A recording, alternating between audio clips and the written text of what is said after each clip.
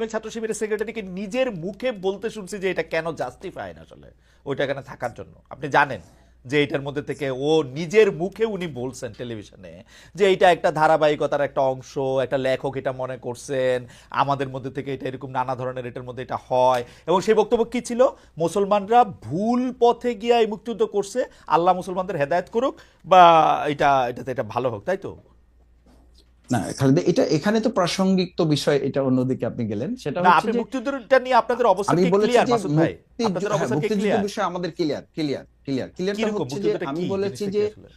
মানে এই কথাটা তো ঠিক যে মুক্তিযুদ্ধ এবং মুক্তিযোদ্ধাদের মতো এত সম্মানিত এই জায়গাটাকে আওয়ামী লীগ এটাকে বিতর্কিত প্রশ্নবিদ্ধ করেছে হুম এবং হুম একটা নিন্দনীয় জায়গায় নিয়ে গেছে তাদের দলীয় সম্পদের উপর। আমি যেটা বোঝাতে চেয়েছি আপনাকে, হুম প্রথম কথাটা আমাদের ন্যাশনকে আমাদের মেসেজটা তো ক্লিয়ার করতে হবে। আমরা বোঝাতে চাই যেটা হুম যে 2024-এর এই অর্জনটাও যেন আমরা কোনো ব্যক্তি, দল, গোষ্ঠী, রাজনীতির কোনো মার প্যাচে এটা যেন বিতর্কিত না হয়, এটা যেন প্রশ্নবিদ্ধ না হয়। সেই জায়গায় 1971 সালে বাংলাদেশ জামাত ইসলামীর অবস্থান আমরা বহুবার প্রকাশ করেছি, বহুবার পরিষ্কার করেছি। আমরা আমাদের কথা স্পষ্ট করেছি যে দেশের স্বাধীনতা সার্বভৌমত্বকে ধারণ করে বাংলাদেশ জামাত ইসলামী, ইসলামী ছাত্র শিবির তার রাজনৈতিক কর্মকাণ্ড পরিচালনা করে।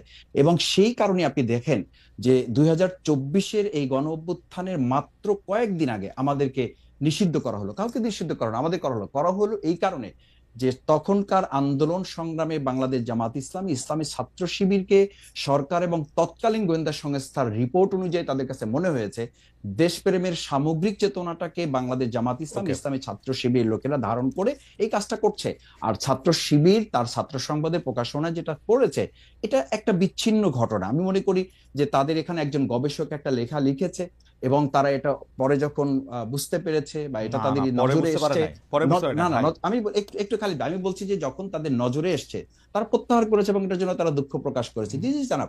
এখন আমি যদি আপনাকে আরো ধরি যে এটা তো এই নেরেটিভটাকে যদি আপনি ওভাবে নেন, আমি এটা মানে শ্রদ্ধা রেখেই বলছি হুম। যে আমাদের এখন বাংলাদেশ জাতীয়তাবাদী দল বিএনপি, ওনাদের ওখানে যে মহাসচিব হিসাবে শ্রদ্ধেয় মির্জা ফখরুল ইসলাম আলমগীর সাহেব উনি কাজ করছেন, ওনার বাবা সম্পর্কে আমাদের কাছে কি মেসেজ আছে? তো সেজন্য কি বিএনপি কে এখন ক্ষমা চাইতে বলতে হবে, বা আমরা কি বলবো যে মির্জা ফখরুল সাহেবের শ্রদ্ধেয় মরহুম পিতা মির্জা রুহুল আমিন চোখা মিয়া 1971 সালে উনি ঠাকুরগাঁও জেলার না অন্যতম মানে স্বাধীনতা বিরোধী মাসুদ হিসাবে ভাই, 710 জনের একজন ছিলেন। একটু একটু শেষ করছি যে জি এই মাসুদ ভাই কারণে শেষ কি করুন। এখন বিএনপি কে আমরা ধরবো? না, আমাদের নেতৃবৃন্দকে ফাঁসি দেওয়া হয়েছে, তার সাথে তো সালাউদ্দিন কাদের চৌধুরী শহীদ, ওনাকেও ফাঁসি দেওয়া হয়েছে। রাইট। তাতে কি বিএনপি কে না আমরা এখন মা- বলবো যে তাকেও না মাসুদ ক্ষমা ভাই, চাইতে হবে, না বা স্বাধীনতা না মাসুদ ভাই, বিরোধিতা নিয়ে ব্যক্তি, তাদের মধ্যেও কনফিউশন আছে? না মাসুদ ভাই, ব্যক্তি আর দলের অবস্থা তো ভিন্ন।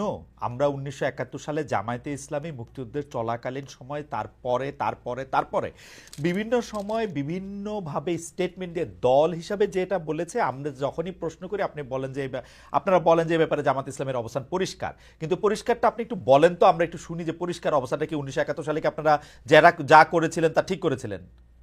না, পরিষ্কারটা হচ্ছে এই যে বাংলাদেশ তখন যে অবস্থার প্রেক্ষিতে স্বাধীন হয়েছিল, মাওলানা ভাসানী রহিমাহুল্লাহ উনি তো পরিষ্কার বলেছেন যে তখন 70-এর যে ভোট, আপনি নিশ্চয়ই আরো ভালো জানবেন, হুম। সেই 70-এর ভোটে তো তিনি এই স্লোগান দিয়েছিলেন যে ভোটের বাক্সে লাথি মারো, বাংলাদেশ কায়েম করো। ওকে। তো সেই বাংলাদেশ কায়েম করা প্রসঙ্গে এসে মরহুম প্রেসিডেন্ট শেখ মুজিবুর রহমান উনি তো বাংলাদেশের স্বাধীনতা উনি শেষ পর্যন্তও তো চান নাই। 7ই মার্চের উনি ভাষণ, তার পরবর্তী সময়গুলো আমরা তো লক্ষ্য আপনি শুধু করেছি। জামাত এখন ইসলামের বাংলাদেশ অবস্থাটার কথা বলেন। বাংলাদেশ শেখ হ্যাঁ, মুজিবুর রহমান বাংলাদেশ স্বাধীনতা জামাত চায় নাই, ভালো কথা, মানে বাংলাদেশ একই জামাত চাওয়ার না ইসলামী চাওয়া ছিল।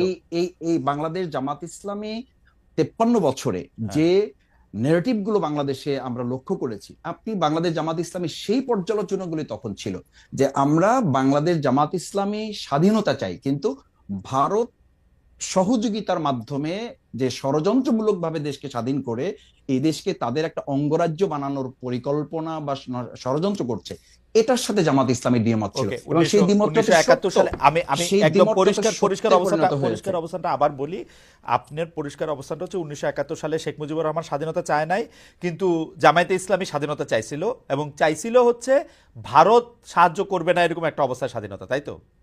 ভারতের ষড়যন্ত্রমূলক ওই সহযোগিতাকে সাথে নিয়ে আমরা এবং স্বাধীনতাটা এই চাইনি, অবস্থানে কোনো কারণ আমরা মনে পরিবর্তন, করেছি এই 71 থেকে একটা 25 পর্যন্ত কোনো অবস্থান পরিবর্তন হয় নাই তো, এটাই ছিল তো, এটাই ছিল, এটাই থেকে এই এইটাই আছে। 2024-এ এসে 2024-এ সেটার পরিবর্তন হয়েছে। আমি বলেছি এবং আমাদের ছাত্ররা তো বলেছে, জনতাও বলেছে যে ওই 2024-এ 5ই আগস্ট হুম, আমরা কিন্তু শুধুমাত্র একটা সরকার পরিবর্তন ঘটাই নাই, হুম, আমরা আমাদের এই সন্তানেরা, আমাদের এই ছাত্র জনতা সেদিন একটা আধিপত্যবাদেরও আমরা পতন ঘটিয়েছি। কারণ ওকে, আপনি জানেন যে আপনার আপনার একটা ইস্যু আমি আলোচনাতেও দেখেছি এবং হুম, আমাদের দেশের গোয়েন্দা সংস্থা পরবর্তীতে বিভিন্ন আলোচকরাও বলেছেন যে হুম, সেদিন 2024-এর জুলাই আগস্টে আমাদের পার্শ্ববর্তী রাষ্ট্রের একটা সক্রিয় এবং শক্তিশালী গোয়েন্দা সংস্থা এই দেশের তৎকালীন দুষ্ট চক্র, আইন শৃঙ্খলা বাহিনীতে যারা ছিলেন তাদের সাথে সম্পৃক্ত থেকে আমাদের দেশের ছেলেদের উপর গুলি করা হয়েছে। আমি আমার 67 দিনের রিমান্ডে আমি আমি একটা সাক্ষাৎকারে বলেছি, আপনাকে আবার একটু স্মরণ করাচ্ছি,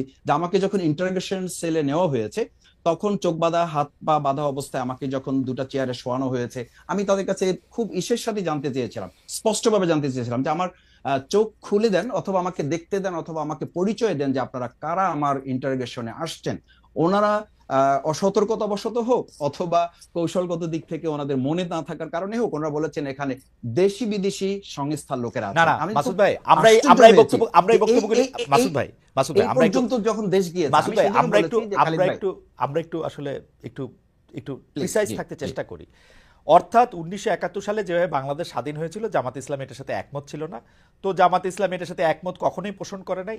2024 সালে আইসে বাংলাদেশ, আপনি মনে করতেছেন 2024 সালে আইসে বাংলাদেশ এটা অন্যরকম স্বাধীনতা পাইছে, এটা কি ব্যাপারটা এরকম? মানে ভারত তারত এইসব না না এলিমেন্ট আমি যেতে চাইতেছি না, আপনি না না, দুই লাইনে আমি বলেন আমার কথাটা 1971 আমার সালে জামাতের অবস্থা সঠিক ছিল। দুই লাইনের জামাত ইসলামের দুই লাইনের কথাটা আসলে কোনো কোনো একটা কোশ্চেনের কথাটা আপনি কখনো কখনো দুই লাইনে বলতে পারবেন না, না। আপনি পারবেন না আমাকে এই কারণে বলেছেন যে সেই জন্য কথাটা স্বাধীনতা, উঠলো হ্যাঁ, যে না আপনাদের না, অবস্থা নাকি স্বাধীনতার পরিষ্কার, কিন্তু আমি কখনো এই পরিষ্কার কথাটা জানতে পারি না। পরিষ্কারটা পরিষ্কার কি? কথা হচ্ছে এইটা যে বাংলাদেশ জামাত ইসলামী স্বাধীনতাটা ভারতের ষড়যন্ত্রমূলক সহযোগিতার মাধ্যমে চায়নি, কিন্তু যখন স্বাধীন হয়েছে দেশ, সেই স্বাধীনতাকে ধারণ করে জামাত ইসলাম, ইসলামী ছাত্র শিবির তার সামগ্রিক কার্যক্রম পরিচালিত হয়ে আসছে এবং সেটা প্রমাণিত এবং ওকে, পরীক্ষিতভাবে দেশের জনগণ সেটাকে ফ্যান্টাস্টিক, গ্রহণ করেছে। ফ্যান্টাস্টিক। আচ্ছা, আমি আমি আমি আমি এই যে এইখানকার একজন উপদেষ্টা আছে বর্তমান সরকারে, তার নাম মাহফুজ আলম। তিনি বলেছেন যে আহ, আহ, আমি, তিনি অনেক কথা বলেছেন তার স্ট্যাটাসে, আমি শুধু 4 লাইন শোনাই। মুক্তিযুদ্ধের পর কি হয়েছে তা নিয়ে সমালোচনা করুন, ইতিহাস পর্যালোচনা করুন, কোনো সমস্যা নেই। এমনকি মুক্তিযুদ্ধের সময় কি কি ঘটেছে তা নিয়ে তর্কও উঠতে পারে, কিন্তু শেষ হবে মুক্তিযুদ্ধকে মেনে নিয়ে। আপনারা কি মুক্তিযুদ্ধকে মেনে নিয়েছেন, নাকি এইখানেও আপনাদের একটু আলাদা জায়গা আছে জনাব মাসুদ? মানে এতদিন পরে সেই প্রশ্ন করাটাই আসলে অবান্তর। ব্লেম অবান্তর এই না, কারণে যে হ্যাঁ, বাংলাদেশ জামাত ইসলামী, ইসলামী ছাত্র শিবির এই চেতনাকে ধারণ করে শুধু করে নাই। আপনি দেখেন 2010 না না, সালে আপনারা তো সর্বপ্রথম মুক্তিযুদ্ধের আমাদের, কথা উঠলে বলেন এটা ভারতের ষড়যন্ত্র, না না না এটাতে না, খারাপ জিনিসই মনে ষড়যন্ত্র, হয়, শুই না তো ভালো না জিনিস না মনে না হয় না, না এটাকে। আমরা বলেছি যে যখন দেশটা স্বাধীন হয়েছে সেই স্বাধীনতাটাকে অর্থবহ করা এবং এটা ধারণ করার ক্ষেত্রে জামাত ইসলামী ওকে, প্রমাণিত এবং পরীক্ষিত। ওকে, ঠিক এদেশে আছে।